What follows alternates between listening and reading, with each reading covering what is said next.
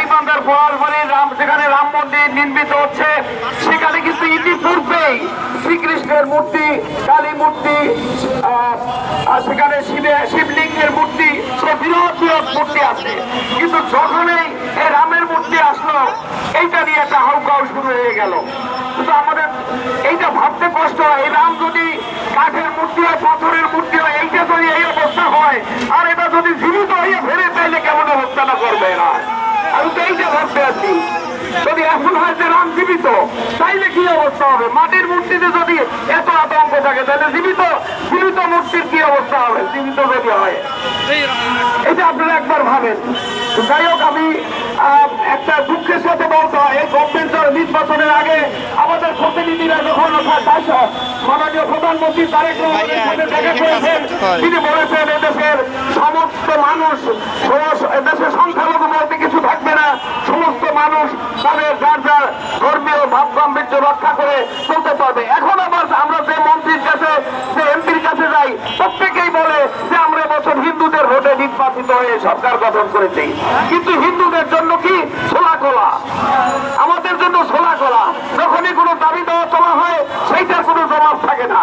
কিন্তু যার কাছে যাবেন, আপনি দেখেন প্রত্যেকটা এমপির কাছে যাবেন, তারা একই কথা বলবে যে বছর আমরা হিন্দুদের ভোটে নির্বাচিত হয়ে আসছি।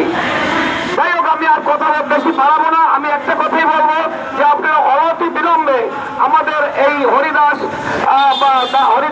তরুণীদাস মহোদয়কে এই রাম মূর্তি যে নির্মাণ করতেছে, তাকে আমরা অনতি বিলম্বে মুক্তি দেন।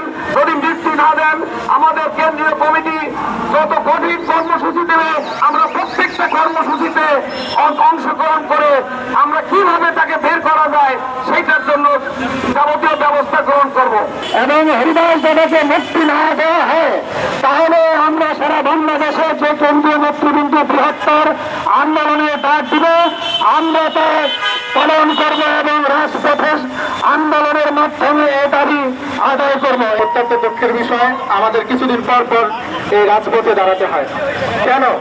আমরা আসলে সংখ্যালঘু, এই বিষয়টা নির্ভর করে যদি আমাদের রাজপথে দাঁড়াতে হয়, তাহলে আসলে আমাদের জাতি হিসেবে অত্যন্ত দুঃখ, এবং আমরা স্বাধীন দেশের সার্বভৌমত্ব যে বহন করি, সেইটা আসলেই কখনো নির্দেশ করে না।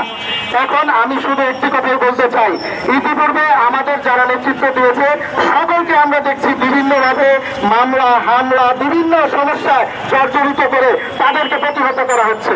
আগামীতে যেন এই প্রতিহতটা কিভাবে প্রতিরোধ করা যায়, আমাদের সেইভাবে জাতীয় ঐক্য গড়ার নির্দেশ আমি দিচ্ছি, এবং আমাদের ঐক্য পরিষদের পক্ষ থেকে একটা জাতীয়ভাবে যাতে এটার একটা প্রতিরোধ করার জন্য একটা সিদ্ধান্ত নেওয়া হয়, যাতে আগামীতে আমাদের যারা রাজবন্দী আছে এবং আমাদের যারা রাজপথে যারা আন্দোলন সংগ্রামে লিপ্ত থাকে, তাদের যেন আর কোনো ধরনের প্রতিহত হতে না হয়।